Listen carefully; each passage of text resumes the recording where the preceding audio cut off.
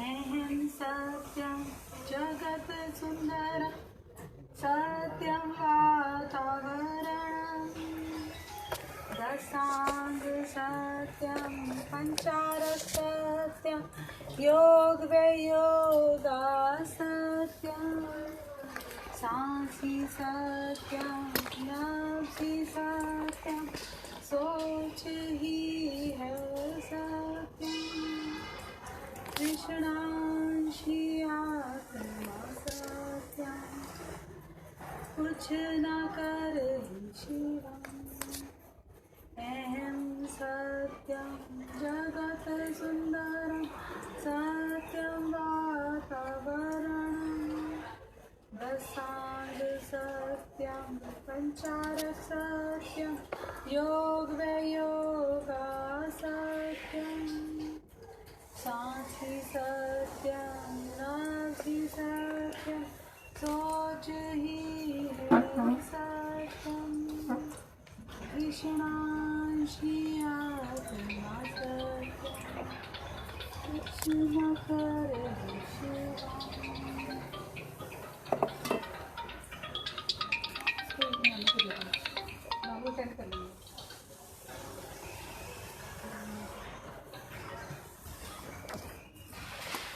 दक्षिणा जी को प्रणाम।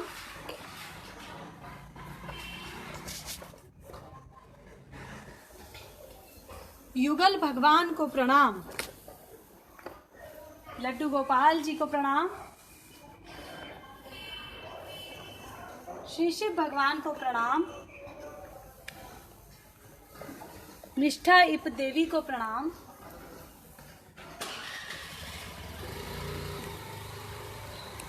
और यहाँ मौजूद सभी विजिटर्स, सभी लिसनर्स को प्रणाम।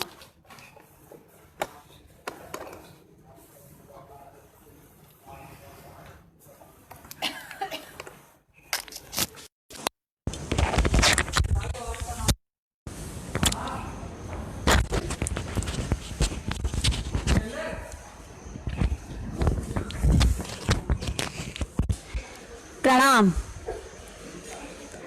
युगल भगवान के दरबार क्रॉसिंग रिपब्लिक गाजियाबाद में फिलहाल कृष्णाष्ट कथा चल रही है। मैं हूँ कृष्णीष्ट दरबार अम्बाला की केयरटेकर मणिदेव की डॉक्टर निधि अग्रवाल, और मैं कराती हूँ कृष्णाष्ट कथा क्योंकि नई टेक्नोलॉजीज़ के बारे में हम नए सिस्टम के बारे में समझ पाएँ, इस ट्रांजिशन के युग को समझ पाएँ। पुराना अब ऑब्सोलीट हो चुका है, नया अभी समझ नहीं आया, और ये जो ट्रांजिशन का पीरियड है इस समय कन्फ्यूजन अपने चरम पर है। वैसे तो कन्फ्यूजन का चरम महाभारत में आ गया था, उसके मुकाबले हम देखें तो अभी कन्फ्यूजन कुछ भी नहीं, लेकिन हमें ऐसा लगता है कि कन्फ्यूजन अभी बहुत है।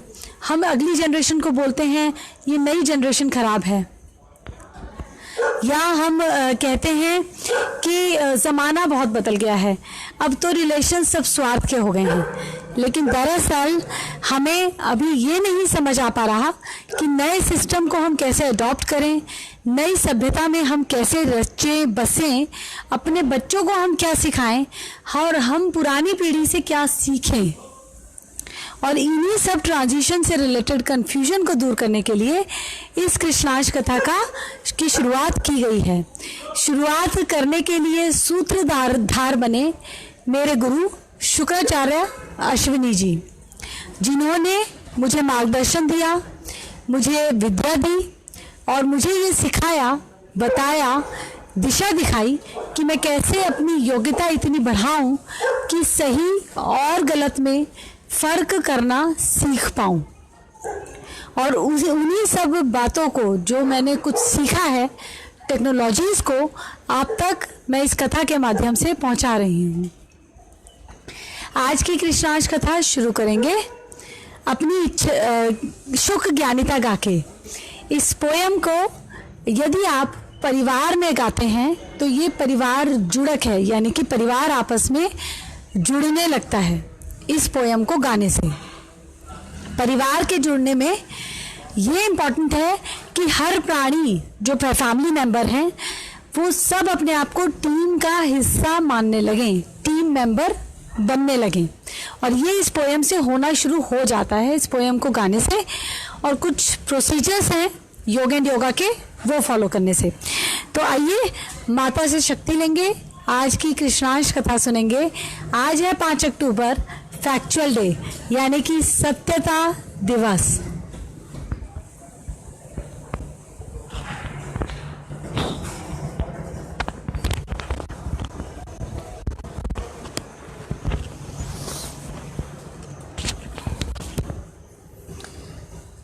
इतनी शक्ति हमें देना माता, मन पे विश्वास कमजोर होना। इतनी शक्ति हमें देना माता, मन पे विश्वास कमजोर होना। अनेक रास्तों में है एक रास्ता,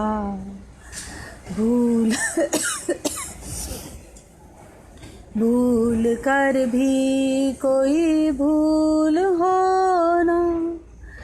इतनी शक्ति हमें देना माता, मन पे विश्वास कमजोर होना। अनेक रास्तों में है एक रास्ता, भूल कर भी कोई भूल होना। योग्यता जो मेरी बढ़ा दे, ऐसा पथ कोई तैयार दो ना। ज्ञान पथ जो हमको दिखा दे, ऐसा गुरुद्वार तुम हमको दो ना। श्वास पथ पे जो चलना सिखा दे, ऐसे गुरु की पहचान दो ना। इस पोयम को बोल बोल कर गाना होता है, तब इसका एक्चुअली बेनिफिट हमें मिलता है। सिर्फ हम सुन लें या कैसेट पे घर में चला दें तो ये काफ़ी नहीं है। पोएम्स ये हार्ट बीट मॉड्यूलेशन टेक्नोलॉजी पर आधारित हैं।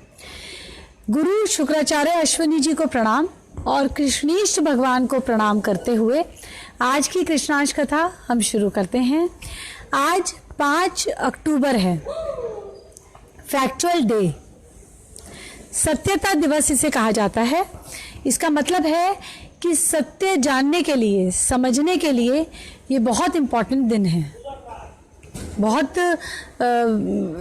पोटेंट दिन है। पोटेंट दिन का मतलब इस दिन जो वाइब्रेशंस रहेंगी, जो हालात रहेंगे, आप अगर चाहें तो सत्य को समझ सकते हैं। लेकिन सत्य को जानेंगे कैसे? सत्य को जानने के लिए आपको सबसे पहले अपनी योग्यता बढ़ानी पड़ती है, क्योंकि आप किसी से पूछ नहीं सकते सत्य क्या है। पूछकर अगर आप जानने की कोशिश करेंगे तो आप कभी समझ नहीं पाएंगे, पूरी बात आप रिसीव नहीं कर पाएंगे। अगर आप किसी और का वर्जन समझने का प्रयास करेंगे, जैसे किसी और की ने क्या कहा, किसी ने क्या सोचा, उसने क्या समझा, उसने क्या किताब में लिखा, उसने क्या बताया, इस सब में उनकी अपनी समझ का एक मिक्सचर होता है। इसीलिए जब हम कोशिश करते हैं किसी से पूछकर जानने की, सत्य की खोज हर प्राणी कर रहा है, अपने अपने तरीके से जानने की कोशिश कर रहे हैं सभी।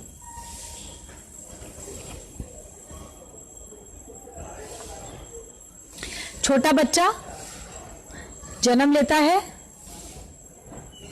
मां से पूछता है, मेरे पिता कौन हैं? तुम इन्हें कैसे जानती हो? अपने तरीके से बच्चा प्रश्न पूछता है। मैं इन्हें बुआ क्यों कहता हूं? मेरे 2 चाचा क्यों हैं? मेरी बहन क्यों नहीं है?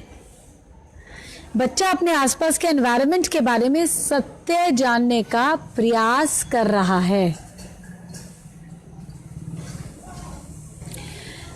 हमें लगता है कि बच्चे को इस दुनिया के बारे में भी जानने की जरूरत है।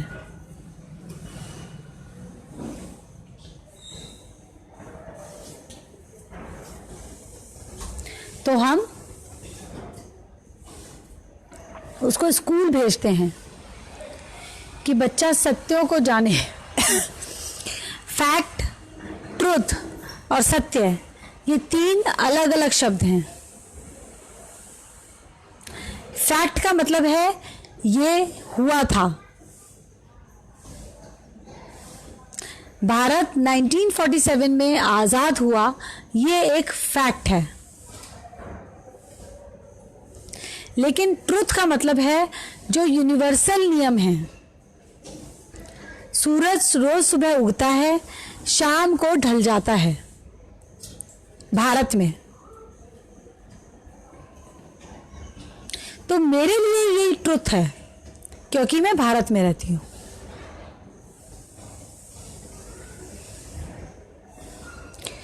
मेरे लिए यही ट्रुथ है कि चंद्रमा 15 दिन के लिए बढ़ता है, फिर 15 दिन घटता है और अमावस आती है, पूर्णिमा भी आती है, अमावस भी आती है।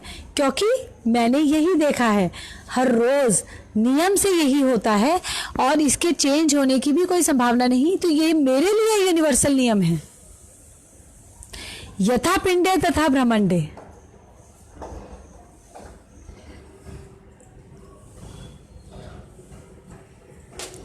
हम स्कूल भेजते हैं बच्चे को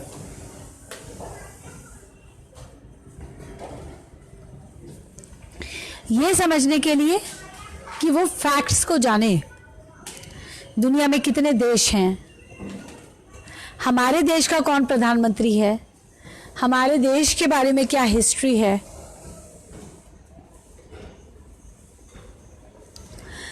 और उसके बाद जैसे जैसे बच्चा टीनेज में आता है, यानी कि एडल्टहुड की तरफ आगे बढ़ता है, वयस्कता की ओर बढ़ते कदम,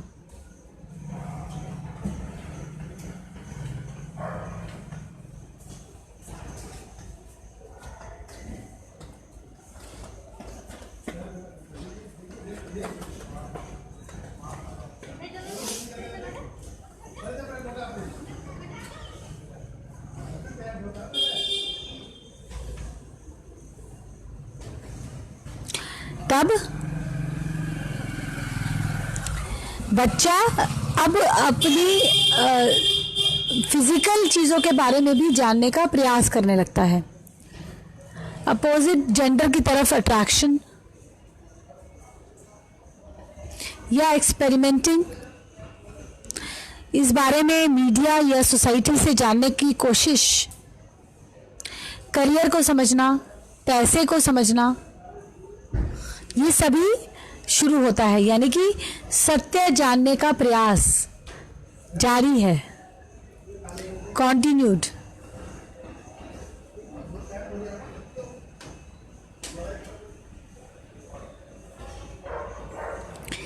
उसके बाद जैसे जैसे लाइफ आगे बढ़ती है, मनुष्य सत्य को जानने का प्रयास करता है। और जैसे जैसे वो सत्य को जानने का प्रयास करता है, उसी से उसकी जो एक बिल्डिंग है जीवन की, वो बनती चली जाती है उसके अपने विश्वासों पे, रेफरेंस पे। वो रेफरेंसेस सेट कर लेता है। मेरे पिताजी ऐसे करते थे,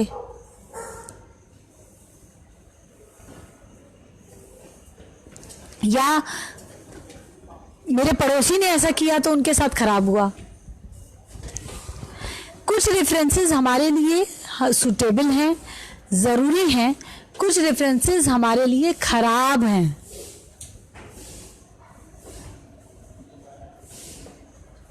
जैसे मेरी एक जानकारी में एक महिला थी, मेरी कॉलेज में मेरी सहेली थी, वो कहती थी कि विवाह नहीं करना चाहिए, पुरुषों के साथ रह लो, फिर उसके बाद जब तुम्हें लगे कि अब ज़्यादा दिन हम नहीं रह पाएंगे तो फिर उनको साथ रहना छोड़ दो, फिर जिसके साथ चाहे रह लो। क्यों? क्योंकि उनकी बड़ी बहन ने विवाह किया किसी एक पुरुष से और वो प्रसन्न नहीं थी, खुश नहीं थी। उनकी बहन डॉक्टर थी, जीजा जी भी डॉक्टर थे, लेकिन उनकी बहन अपने विवाह में खुश नहीं थी, कारण कुछ भी था। तो उन्होंने रेफरेंस सेट कर लिया मेरी फ्रेंड ने कि आप की विवाह करना ही नहीं चाहिए और पुरुषों के साथ ऐसे रह सकते हैं वैसे रह सकते हैं, लेकिन विवाह मत करो। किल अ बैड रेफरेंस, एक खराब जो संदर्भ हैं उनको हटाओ, मार गिराओ। ये एक मुहिम शुरू की थी प्रोफेसर अश्विनी अग्रवाल जी ने, जो अब गुरु शुक्राचार्य जी के नाम से जाने जाते हैं।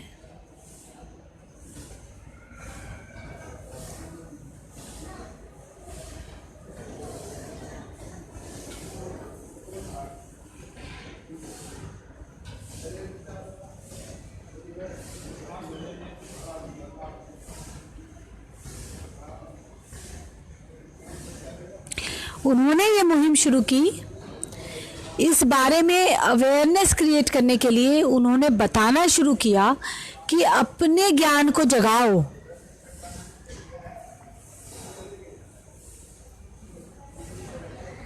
और शुक्राचार्य अश्विनी जी ने उसी के लिए, अपने ज्ञान को जगाने के लिए ही बहुत सी टेक्नोलॉजीज अलग अलग पर्पस के लिए दी। पर्पस एक है, अपना ज्ञान जगाना है, लेकिन सत्य एक है, लेकिन सत्य अलग अलग समय में अलग अलग पर्सन के लिए डिफरेंट है।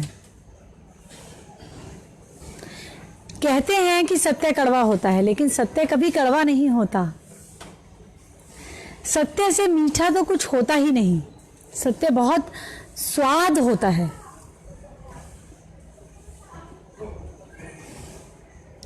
लेकिन हम उसको डिनाई करते हैं, रिजेक्ट करना शुरू कर देते हैं। साइंस ये कहती है इसलिए हम कैसे मान लें, साइंटिफिक प्रूफ नहीं है इसलिए हम इसको रिजेक्ट करेंगे। मुझे अच्छा नहीं लग रहा, मेरे मन को नहीं भा रहा, इसलिए हमने रिजेक्ट कर दिया। मेरी बहन के साथ ऐसा हुआ था इसलिए हमने रिजेक्ट कर दिया। अपने खराब संदर्भों की वजह से, बैड रेफरेंसेस की वजह से हम सत्य को नकारते चले जाते हैं, और वो जो हमारे बैड रेफरेंसेस हैं, जो अब हमारे लिए सो कॉल्ड सत्य हैं, वो अपना कुरूप रूप, विकृत रूप हमें दिखाते हैं, जिससे हमें लगने लगता है कि सत्य कड़वा है।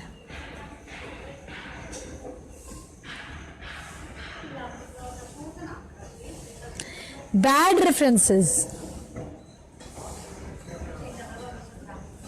इसके बहुत से एग्जाम्पल्स आपको मिलेंगे, आप अपने आसपास देखें।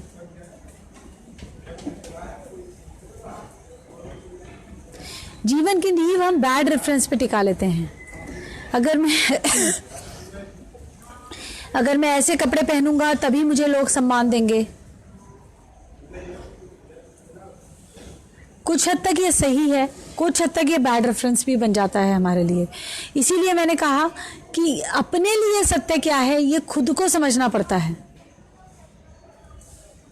अभी पीछे सोशल मीडिया पे एक पोस्ट बहुत पॉपुलर हुई, जिसमें एक पति पत्नी मैले कुचैले कपड़ों में, बुजुर्ग दंपत्ति, 65 वर्ष के करीब की उनकी उम्र, वो दिखाए थे फोटोग्राफ में।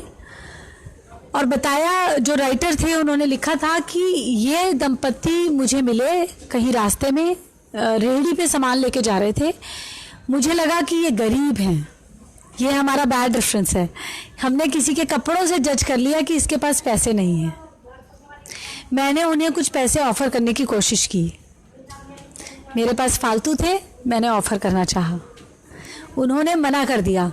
उन्हें लगा मेरे पैसे में इन्फेक्शन है, उन्होंने रिजेक्ट कर दिया। मैंने उनसे बातचीत की, कौन है, कहाँ से आए हैं, कहाँ जा रहे हैं।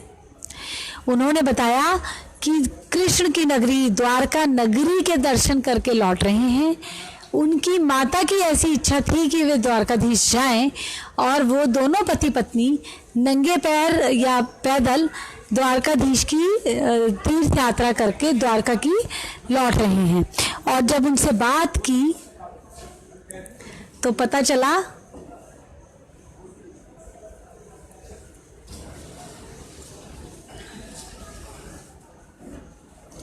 कि वे दोनों हाईली एजुकेटेड थे, पीएचडी थे, हार्वर्ड यूनिवर्सिटी के पढ़े हुए और हाईली एजुकेटेड कपल थे।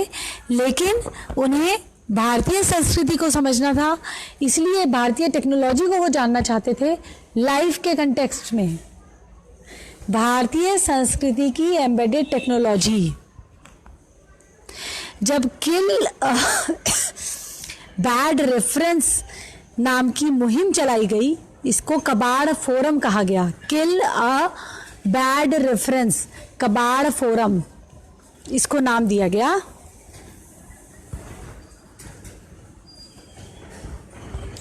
जैसे हम कई बार साइंस को रेफरेंस बना लेते हैं, भगवान तो कहीं दिखता नहीं, हम कैसे मान लें भगवान है। आपको तो खुशबू भी नहीं दिख रही, पर खुशबू तो है, बदबू भी है। और आपको नहीं दिख रहा या आपने कह दिया कि हम नहीं मान रहे, तो इससे किसी और पर क्या फर्क पड़ा। पर हम रेफरेंसेस सेट करते चले जाते हैं और इनको सबसे ज़्यादा डिफिकल्टी तब शुरू होती है जब हम इनको प्रीच करना शुरू कर देते हैं, इनके बारे में पसारा करना शुरू कर देते हैं।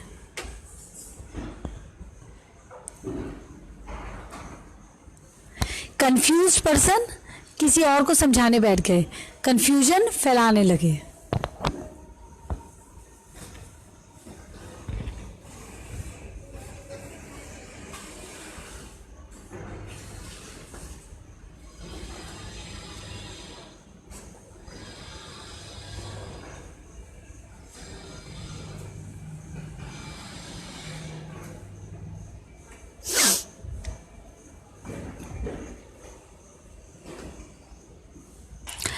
टेक्नोलॉजी के एंगल से हमें देखना होता है, साइंस के, विज्ञान के नजरिए से हम देखेंगे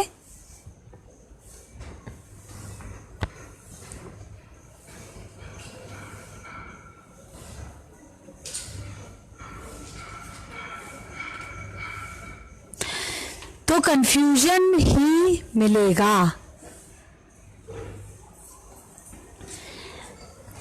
एक बहुत ही सुंदर कविता के रूप में ये बात कही गई है, जब तक तन की आंखों से देखोगे तो विज्ञान दिखेगा। आप जब तक इन शरीर की आंखों से देखेंगे, आप विज्ञान ही देखेंगे। विज्ञान के दो अर्थ हैं, विशेष ज्ञान और ज्ञान से विमुख, ज्ञान से परे, ज्ञान से उलट। आपको विज्ञान ही दिखेगा, या तो आपको विशेष ज्ञान दिखेगा अगर आप तन की आंखों से देखेंगे। जैसे कि आपने ध्यान से देखा तो आपको दिखा दाल में एक कीड़ा है,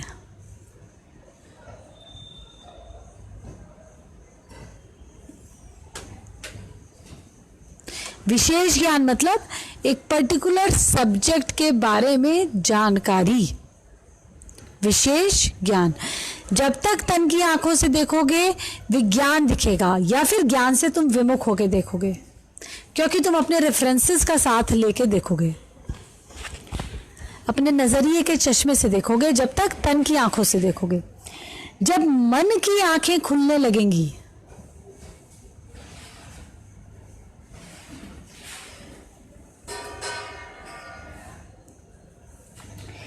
तो ज्ञान गंगा का स्रोत दिखेगा।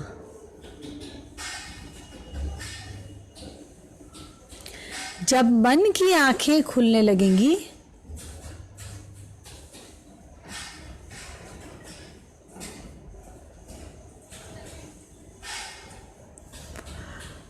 ज्ञान गंगा का स्रोत दिखेगा, फिर हमें यह दिखेगा कि यहाँ ज्ञान है,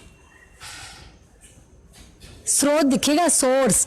ज्ञान तब भी नहीं मिलेगा जब मन की आंखें खुलने लगेंगी, तो ज्ञान गंगा का स्रोत दिखेगा। जब ज्ञान गंगा नहाने चलोगे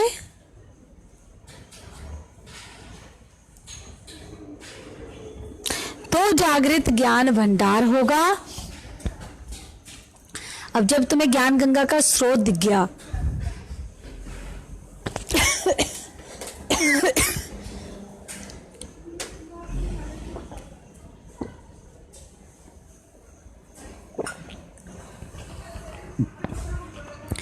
जब तुम्हें यह दिख गया कि यहां से ज्ञान मिल सकता है जो तुम्हारे लिए उचित है। हो सकता है 1000 लोग एक किताब से ज्ञान पा रहे हो, लेकिन हो सकता है तुमको एक कागज से ज्ञान मिल जाए। तुम्हारे लिए कौन सा ज्ञान स्रोत ठीक है, कौन सा तुम्हारे लिए ज्ञान गंगा का स्रोत है, ये तुम्हें आइडेंटिफाई करना है। तुम्हें सत्य कहाँ से समझ आएगा, कैसे समझ आएगा, ये तुम्हारा निर्णय है, तुम्हारी प्रॉब्लम है, ये इंडिविजुअल की, हर इंडिविजुअल की।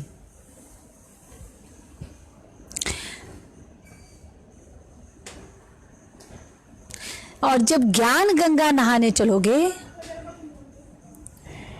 तो जागृत ज्ञान भंडार होगा। तब तुम्हारे ज्ञान जागृत होने शुरू होंगे जब तुम ज्ञान गंगा में डूबोगे।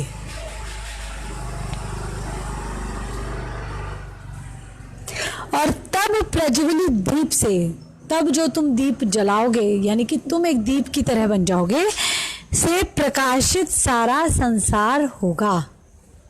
सारे संसार को उसी दीप का प्रकाश मिलेगा। यही संत या साधु जो भारतीय संस्कृति में हुआ करते थे, अब भी आपको विरले मिल जाएंगे, लेकिन पहचान आपको करनी होगी, आपको आइडेंटिफाई करना सीखना होगा।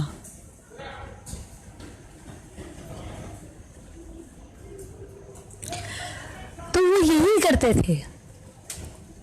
जन्म के समय भी तन की आंखों से देख रहे हैं, तब उनको विज्ञान दिख रहा है, फिर उनकी मन की आंखें खुलने लगती थी। किस तरीके से उनकी मन की आंखें खुलने लगी, ये उनके लिए था।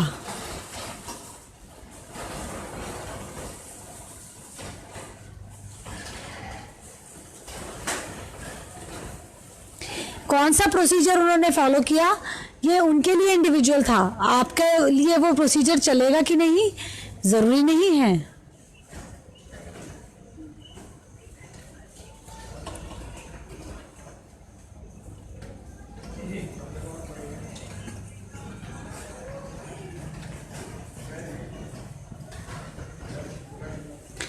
और जब वो ज्ञान गंगा, उनको फिर स्रोत दिखता था जो कि मैं यहाँ से ज्ञान प्राप्त कर सकता हूँ, और फिर वो उसमें डूब जाते थे पूरी तरीके से। ज्ञान गंगा नहाने चलोगे, ज्ञान गंगा नहाने का मतलब ये नहीं है कि आप बाहर से छप छप कराएंगे, पूरा नहाना पड़ेगा, पूर्ण स्नान। तब बैड रेफरेंसेस किल होने शुरू होते हैं, बुरे संदर्भ हटने शुरू होते हैं, और नया आपको समझ आना शुरू होता है कि आप कैसे अपने इस मनुष्य जन्म को यूटिलाइज कर सकते हैं। सत्य सभी ढूंढ रहे हैं, हर फेज में अलग अलग तरीके से ढूंढ रहे हैं, सबके लिए सत्य भी अलग अलग है, लेकिन अल्टीमेटली एक ही सत्य हर किसी के अंदर जानने की इच्छा है कि मैं क्यों तो पैदा हुआ, क्यों मैं पैदा हुई, और अब मैं इस मनुष्य जन्म का क्या करूं।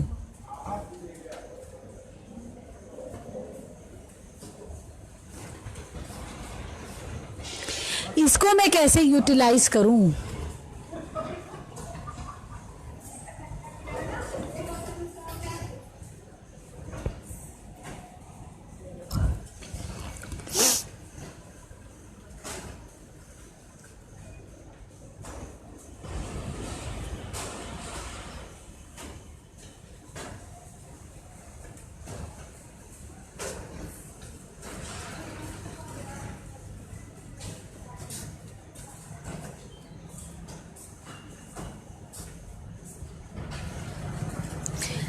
मनुष्य जन्म हर किसी को मिलता है एक ही कारण से, अपने कर्मफलों को भुगतने के लिए। लेकिन मेरे कर्मफल मेरे हैं, आपके कर्मफल आपके हैं, आपकी पत्नी के कर्मफल उनके अपने हैं, सिमिलर नहीं हैं, एक नहीं हैं। मुझे अपने कर्मफल भुगतने हैं, आपको अपने। कैसे भुगतेंगे, ये ही समझना है। यही सत्य है जिसकी खोज में मनुष्य भगवान तक पहुंच जाता है।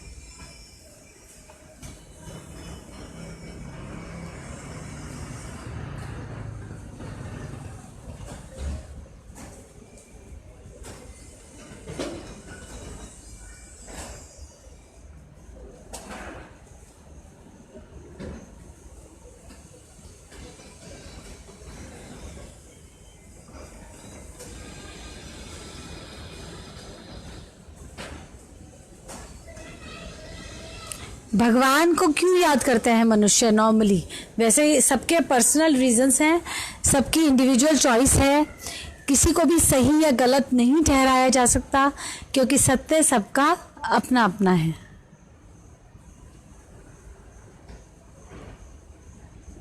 पर ज्यादातर भगवान को याद तब किया जाता है, गिर गए, चोट लग गई, मुसीबत आई, मुंह से क्या निकला, हे भगवान।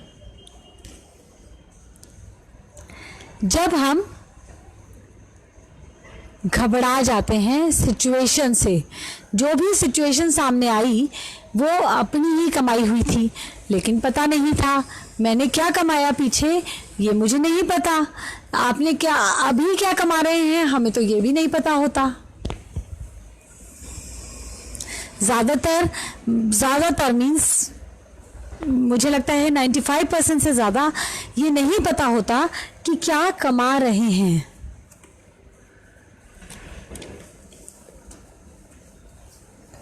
तो कैसे समझेंगे?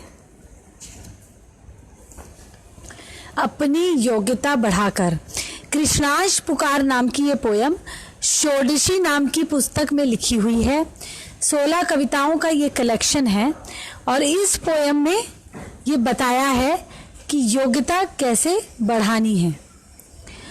छोटे छोटे श्वास तू लेकर, छोटे छोटे लक्ष्य में फंस कर, छोटे छोटे श्वास तू लेकर, छोटे छोटे लक्ष्य में फंस कर, जीवन को तू नष्ट तो मत कर, जीवन को तू नष्ट तो मत कर।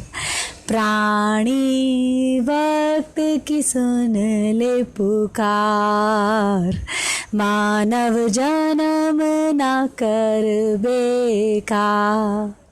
प्राणी वक्त की सुन ले पुकार, मानव जन्म न कर बेकार। मिलता है ये कभी कभार, मानव जन्म न कर बेकार। इसे फिर से मेरे साथ बोल बोल के गाइए। सिर्फ सुनने से लाभ नहीं होगा, इसे बोल बोल के गाने से ही लाभ होगा। छोटे छोटे श्वास तू लेकर, छोटे छोटे लक्ष्य में फंस कर, छोटे छोटे श्वास तू लेकर, छोटे छोटे लक्ष्य में फंस कर, जीवन को तू नष्ट तो मत कर।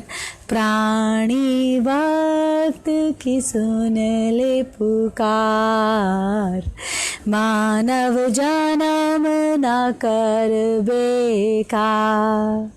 प्राणी भक्त की सुन ले पुकार, मानव जन्म न कर बेकार, मिलता है ये कभी कभार, मानव जन्म न कर बेकार।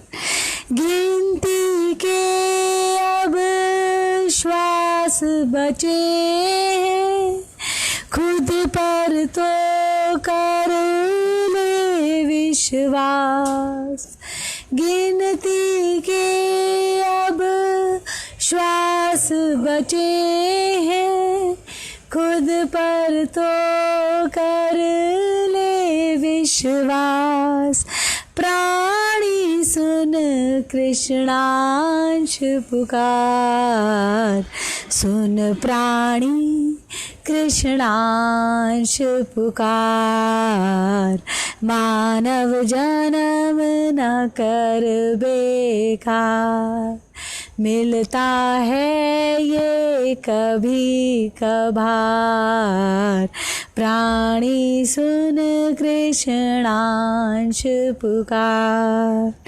मुट्ठी बंद थी जब आया था, जाई जब खुले रही ना हाथ, मुट्ठी बंद थी जब आया था, जाई जब खुले रही ना हाथ, सुन प्राणी कृष्णांश पुकार, सुन प्राणी कृष्णांश पुकार, मानव जन्म न कर बेकार, सुन प्राणी कृष्णांश पुकार, मानव जन्म न कर बेकार, मिलता है ये कभी कभार, सुन प्राणी कृष्णांश पुकार। कृष्णांश पुकार यानी कि ये बता रहे हैं कृष्णांश भगवान कि तुम छोटे छोटे सांस लेकर अपने मनुष्य जन्म को वेस्ट मत करो, क्योंकि तुम्हें एक बेसिक इंस्टिंक्ट था, एक बेसिक नीड थी, तुम्हारी ज़रूरत थी कि तुम सत्य को जानना चाहते थे, जानना चाहते हो, लेकिन यहाँ पे क्यों लग गया? क्योंकि सत्य को जानने के चक्कर में, सत्य को समझने के लिए तुमने कुछ बैड रेफरेंसेस बना लिए और उसमें उलझ के रह गए, सही और गलत के।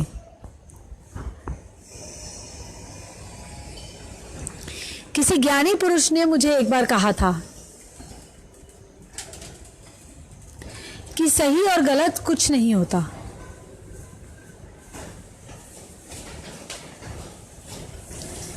कर्मफल होते हैं हर चीज के, हर एक्टिविटी के,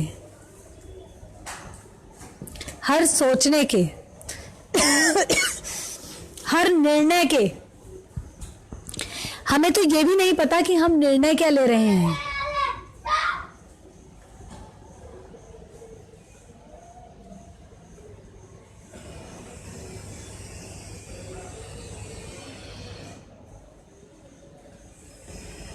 हर पल, हर क्षण, तकरीबन हर सेकंड हम एक निर्णय लेते हैं। विचार आता है, हार्ट बीट के साथ विचार आते हैं मन में, और ये बुद्धि में जाते हैं। मन से विचार आए, मन में विचार ऑटोमेटिकली आते हैं। We can not control them, we can not stop them, we can not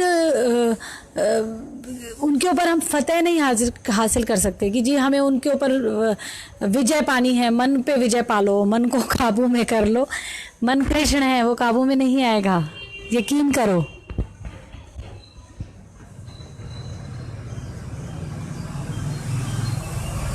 मन को काबू में करना वेस्टेज है अपनी एनर्जी का, टाइम का,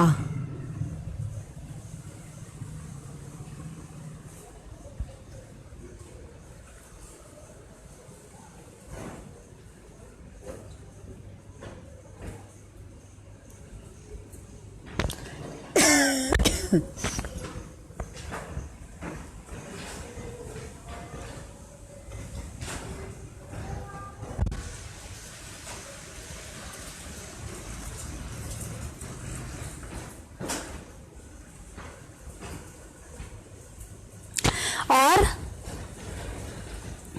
मन को काबू में करने के प्रयास में ही मनुष्य को पता नहीं लगता वो अपने लिए कितने कष्ट और बीमारियां कमा लेती है।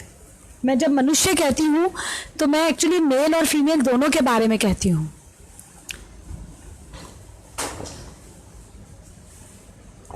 पता नहीं क्यों एक जनरल प्रैक्टिस बनी है हमारी सोसाइटी में कि हम मेल को रेफर करके बोलते हैं man is a social animal.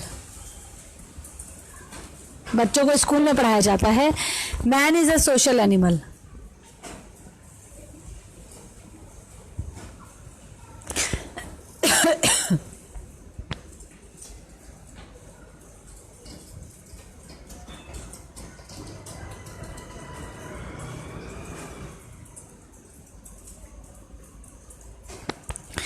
मनुष्य को आपने जानवर डिक्लेयर कर दिया। हाइट ऑफ कंफ्यूजन है ये। हर योनि अलग अलग है, शरीर अलग अलग है। हर शरीर के लिए एक सेट ऑफ रूल्स हैं, डिफाइंड हैं। हर शरीर की एक रिक्वायरमेंट्स हैं, नीड्स हैं। शेर मांस खाता है, वो शरीर जो जैसा है शेर वाला, उसकी रिक्वायरमेंट है कि वो दूसरे को मार के खाए। अब मैं कहूँ ये गलत है,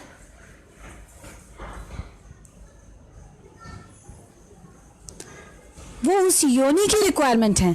और अब मैं कहूँ क्योंकि शेर भी मांस खाता है इसलिए मैं भी किसी को मार के खा सकती हूँ। मैं मनुष्य योनि में हूँ, मेरे ऊपर वो वाले रूल से अप्लाई होंगे जो मनुष्य योनि के लिए हैं। कुल मिला के 84 लाख योनियां बताई गई हैं। इसका मतलब कभी समझा है हमने?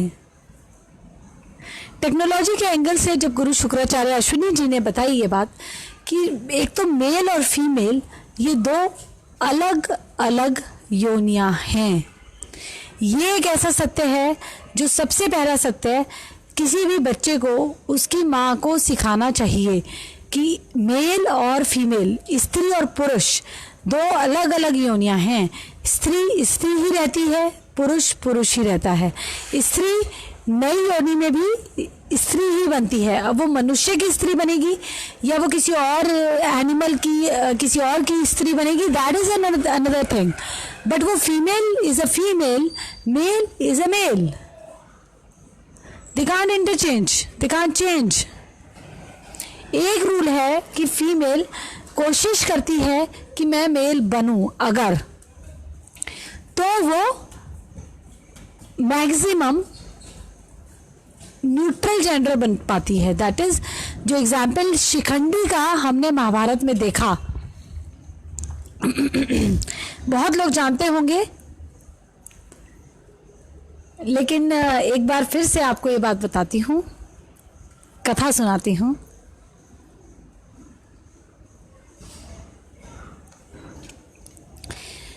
अंबा, अंबालिका और एक और करके 3 बहनें थीं, राजकुमारियां। उनके पिता ने स्वयंवर रचा। एक स्त्री, उनमें से एक कन्या ने मन ही मन किसी पुरुष को अपना वर चुना हुआ था, जो रामायण के टाइम में भी हुआ।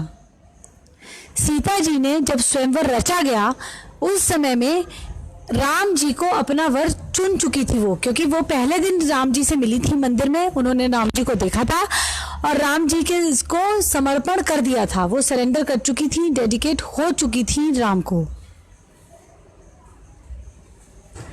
अब स्वयंवर बुलाया जा चुका था, जनक जी सारे राजाओं को इनवाइट कर चुके थे, राम जी भी स्वयंवर में ही पहुंचे थे।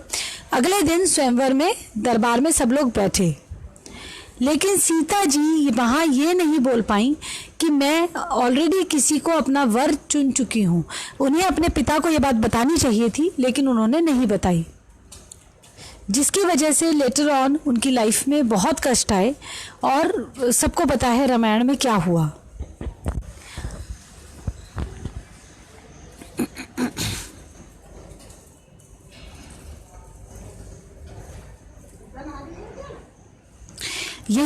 महाभारत में रिपीट हुई।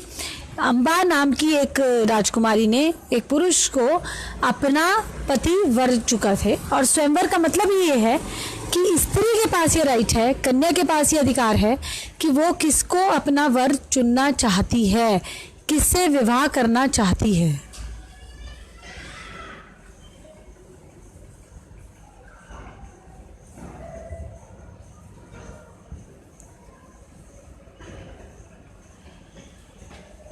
ये चुनने का अधिकार उसको था, लेकिन उसने अपने पिता को ये बात बताई नहीं। स्वयंवर रचा गया और भीष्म आए, हस्तिनापुर के राजगद्दी के केयर टेकर, हस्तिनापुर की गद्दी के प्रति निष्ठा रखने वाले, और उन्होंने अपने भाई, सौतेले भाई विचित्रवीर्य के लिए उन तीनों कन्याओं को उठा लिया कि इन 3 कन्याओं को तो मैं विचित्रवीर्य से विवाह कराऊंगा। विचित्रवीर्य बीमार रहते थे और ऐसा लगता था भीष्म को, जो कि Hastinapur was the strongest kingdom of that era, उस समय में सबसे ताकतवर किंगडम थी वो हस्तिनापुर। लेकिन फिर भी भीष्म को लगता था कि विचित्रवीर्य का विवाह नहीं हो पाएगा, कोई कन्या अपने आप इनसे विवाह नहीं करना चाहेगी। क्यों? क्योंकि वो बीमार रहते थे। इसलिए भीष्म गए और एब्डक्ट कर लाए, किडनैप कर लाए उन तीनों कन्याओं को। वहां जो राजकुमार थे उन्होंने प्रयास किया, उन्होंने कोशिश की लड़ने की, लेकिन भीष्म तो गंगा के पुत्र और परशुराम जी के शिष्य थे। परशुराम जी जो विष्णु के अवतार, 2 ही शिष्य थे उस समय में परशुराम जी के, एक कर्ण एक भीष्म। कर्ण तो सूर्य पुत्र थे। तो खैर भीष्म जी कन्याओं को उठा लाए और जब महल में ले आए हस्तिनापुर में, तो वहां अम्बा ने कहा कि मैं तो किसी और को प्रेम करती हूँ, किसी और से विवाह करना चाहती हूँ और मनी मन उन्हीं को अपना पति मानती हूँ। तो भीष्म क्योंकि कुछ समझ तो रखते ही थे, तो उन्होंने कहा ठीक है, मैं आपको उनके पास भिजवा देता हूँ। और भीष्म ने उनको, उस कन्या को वहां भिजवा दिया। क्योंकि वो कन्या स्वयंवर में थी तो ऑटोमेटिकली ये माना गया कि अभी ये विवाह करना चाहती हैं, इन्होंने अभी तक पति चुना नहीं है, इसलिए भीष्म ने उठा लिया। अब वहां जाके उन्होंने कहा हस्तिनापुर में कि मैं ऑलरेडी चुन चुकी हूं किसी को अपना पति। तो भीष्म ने उन्हें भिजवा दिया, लेकिन वहां जो पुरुष जिनसे वो विवाह करना चाहती थी उन्होंने स्वीकार करने से मना कर दिया। उन्होंने कहा कि मैं तुम्हें हार चुका हूं, तो अब मैं तुम्हें वापस नहीं लूंगा। मैं युद्ध में हार गया था, भीष्म जीत गए थे, तो भीष्म ले गए तुम्हें।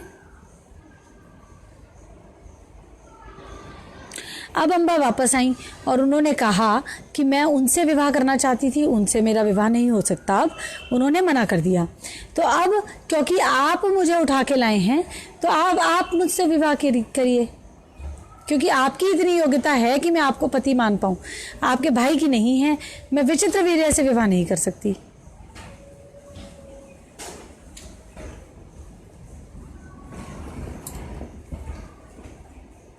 भीष्म प्रतिज्ञा ले चुके थे कि मैं विवाह नहीं करूंगा, सारी उम्र अविवाहित रहूंगा। वो अपने पिता को वचन दे चुके थे। भीष्म ने मना कर दिया कि मैं किसी भी हालत में विवाह नहीं कर सकता। और अम्बा ने तपस्या करनी शुरू की कि अब मुझे भीष्म की मृत्यु का कारण बनना है, बदला लेना है।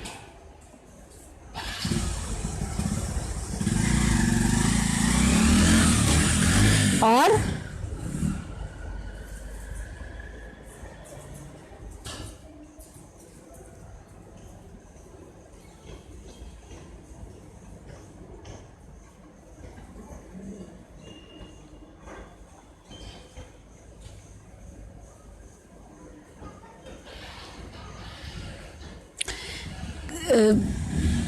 अम्बा तपस्या करनी शुरू की और फाइनली वो योनि तो उनकी समाप्त हो गई, वो मर गई। अगले जन्म में वे बनी न्यूट्रल जेंडर, ये ना स्त्री ना पुरुष, शिखंडी के रूप में उन्होंने जन्म लिया। और फाइनली महाभारत के युद्ध में जब वो भीष्म के सामने गई तो भीष्म ने उन्हें पहचान लिया कि ये स्त्री हैं। न्यूट्रल जेंडर एक्चुअली स्त्री ही होती हैं जो पुरुष बनने की चाह रखती हैं, तो वो मैक्सिमम न्यूट्रल जेंडर तक जा पाती हैं।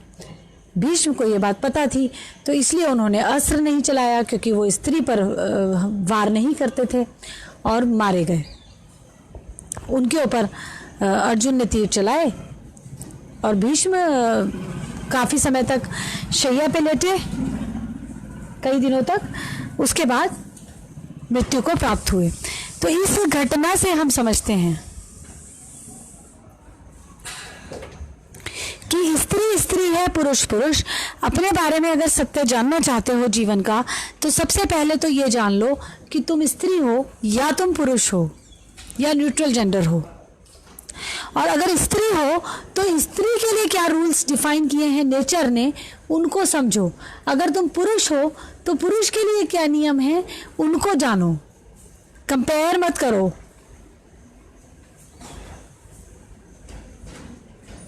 स्त्री से मत सीखो कि स्त्री ऐसा करती है इसलिए मैं ऐसा करूंगा, या पुरुष को स्त्री होकर तुम पुरुष से मत सोचो कि क्योंकि पुरुष कर सकते हैं तो मैं भी कर सकती हूँ। ऐसा कोई काम नहीं जो स्त्रियां पुरुष कर सकते हैं स्त्री नहीं कर सकती। सबको पता है ये बात, सिवाय संतान उत्पत्ति के, क्योंकि संतान स्त्री को पुरुष ही देगा, यही नियम है। स्त्री पुरुष से ही संतान प्राप्त करेगी।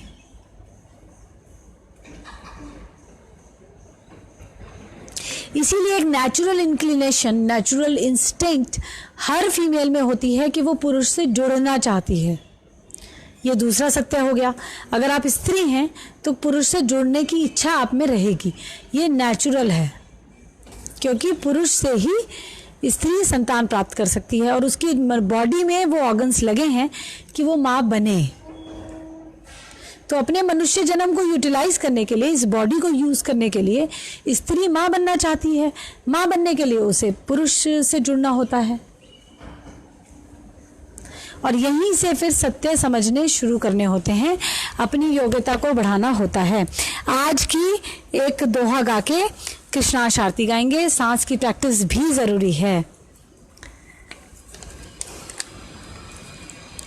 मानव जो रखता रहा, देखिए कंफ्यूजन से क्या कुछ हो जाता है। मानव जो रखता रहा छोटे छोटे लक्ष्य, मानव जो रखता रहा छोटे छोटे हो न सका वो फिर कभी अपने ही समकक्ष,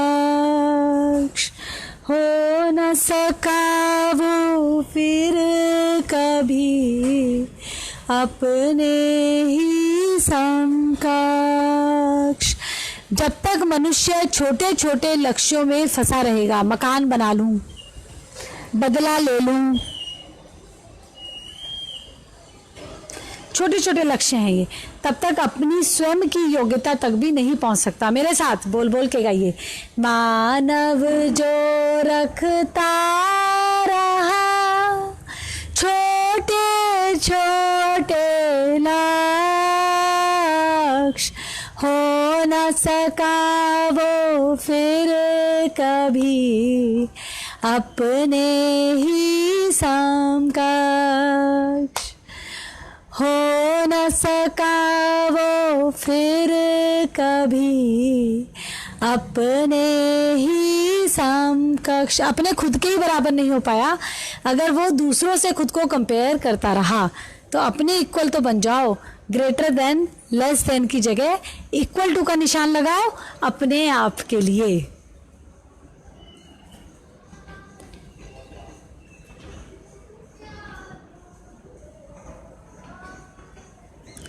अब सांस की प्रैक्टिस करेंगे। धीरे धीरे इनहेल, धीरे धीरे एक्सहेल। कमर सीधी, गर्दन सीधी,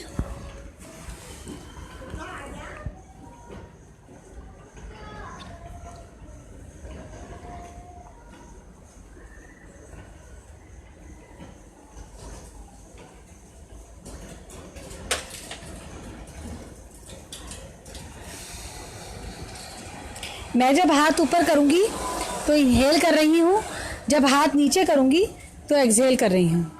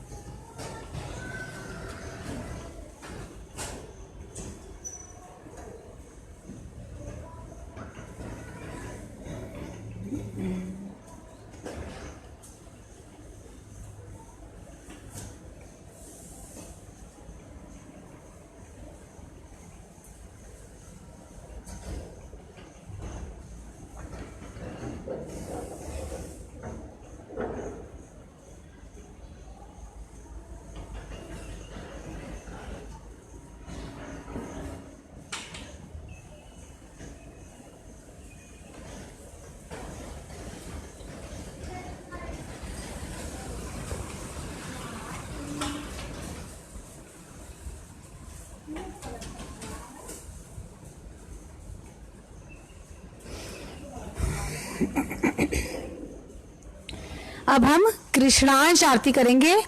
आज का ये सेशन यहीं पे समाप्त करेंगे।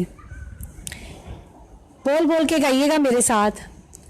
आत्मा वो ही तो रथ है जिस पे मन होता है सवार। आत्मा वो ही तो रथ है जिस पे मन होता है सवार। तन वही तो नाव है, बुद्धि जिसकी है पतवार। तन वही तो नाव है, बुद्धि जिसकी है पतवार। मन है गठर कर्म फलों का, समय से पैदा होता विचार। मन है गठर कर्म फलों का, समय से पैदा होता विचार। बुद्धि ही फिर दिशा दिखाए, नाव को जैसे चाहे नचाए। बुद्धि ही फिर दिशा दिखाए, नाव को जैसे चाहे नचाए। नाव भंवर में ना फंस जाए, इतना तो कर लो इस बार। नाव भंवर में ना फंस जाए, इतना तो कर लो इस बार। तुम गठर जो हो लाए, उसको तो कम कर लो इस बार।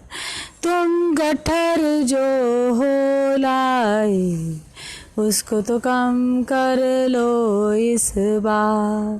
पैदा हुआ जब बंद थी मुट्ठी, जाऊं जब खुले रहे ना हाथ।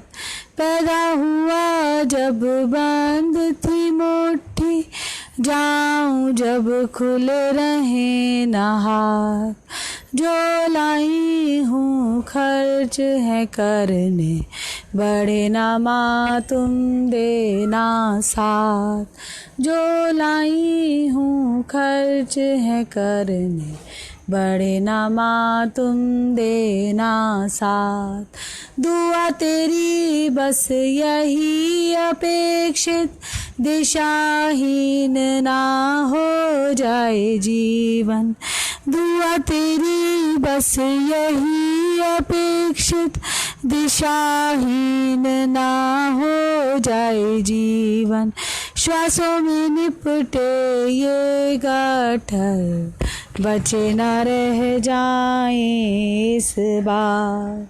आत्मा वो ही तो रथ है जिस पे मन होता है सवार। आत्मा वो ही तो रथ है जिस पे मन होता है सवार। जय कृष्णेंद्र, जय जय कृष्णांश, जय दक्षिणा तत्वगुरु जी की, जय युगल भगवान की, जय कृष्णीष्ट दरबार की, जय श्री शिव भगवान की, जय हो सभी भगवान की।